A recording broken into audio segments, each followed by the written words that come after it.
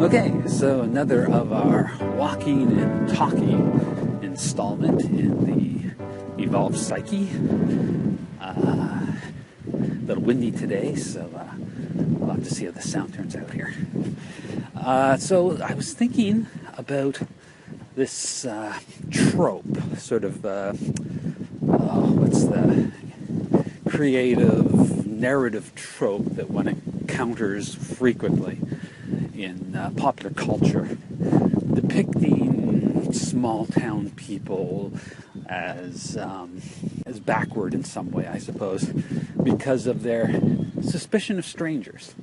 This is like a common theme in like the American movies of the American Old West, where a stranger will rise in the town and everyone's very suspicious. But this sort of general attitude, sort of a small-minded, small-townness,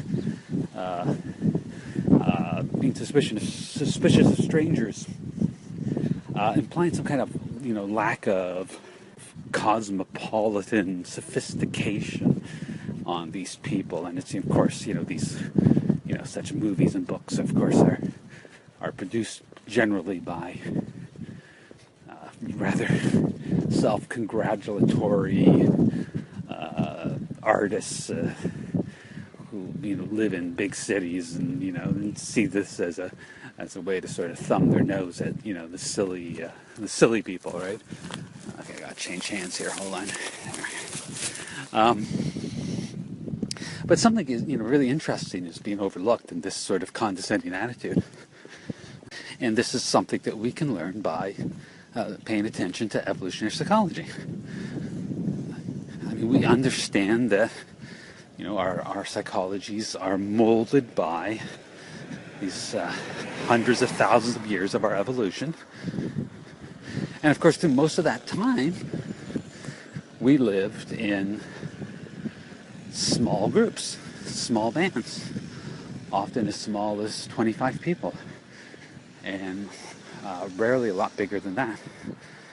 So these small bands of like 25 people, and for most of our history, rarely probably more than 50, though at certain points it may have gotten up over 100.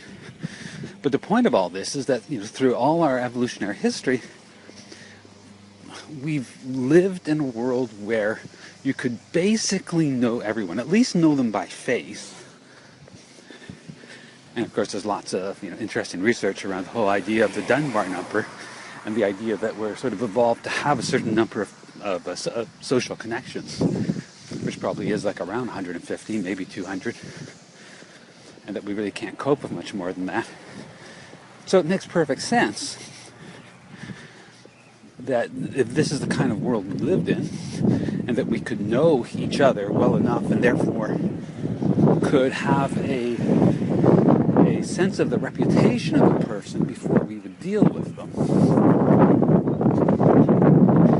that this was a valuable kind of social mechanism for regulating people's behavior around levels of trust. If a person proved himself to be untrustworthy in such a small group, the function of gossip would be to make the poor reputation well known to the other members of the group, and because the group was small enough, it was possible for people to assimilate this information and benefit from the reputational regulatory system that could function in such a small group. And so, if this has been the the evolutionary environment in which we've evolved, for which our brain has been adapted over hundreds and thousands of years, even millions of years, then this suspicion of strangers is not so odd or anomalous or even knee-jerk, reactionary, as I suppose is the implication, as it might first appear to be. I mean, that's what's at work in such context. To the degree to which people have been suspicious of strangers, the reason they have been so suspicious is because such strangers do not have a place in the reputational management system of these small groups. So the suspicion about the stranger is precisely concern that someone has entered the social equation that can't really be monitored on the basis of previous behavior.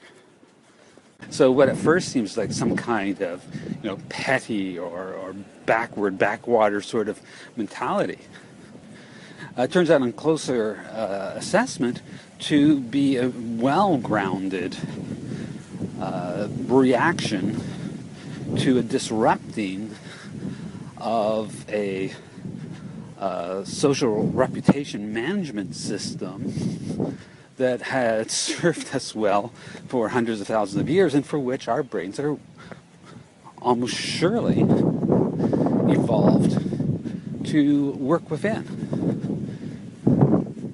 Now, having said all that, I wouldn't want to create the misimpression. Oh, here we come, some real wind here. Yeah. So I wouldn't therefore want to create the misimpression that this should simply be taken at face value as, a natural good. I mean, it is true, again, according to the work done around the Dunbar number, that we do seem to live, at least, on a personalized basis, within social networks that probably aren't much bigger than 150 people or so. But of course, large, complex, industrialized, globalized society with all the advantages of wealth creation that this presents to all of us through division of labor, specialization, leveraging comparative advantage, and so forth. This requires us to engage at some level of trust with complete strangers. And to that extent, our fear about strangers, are the way in which this regulatory system of reputation management limits the possibility, or in some way inhibits the capacity to engage in trade, and a lot of the sort of demagogic, populistic rhetoric against trade, against free trade, is exploiting this mentality. So, I mean, this is a potentially destructive thing. So, to say that this fear of strangers is not legitimately treated as a way of showing up the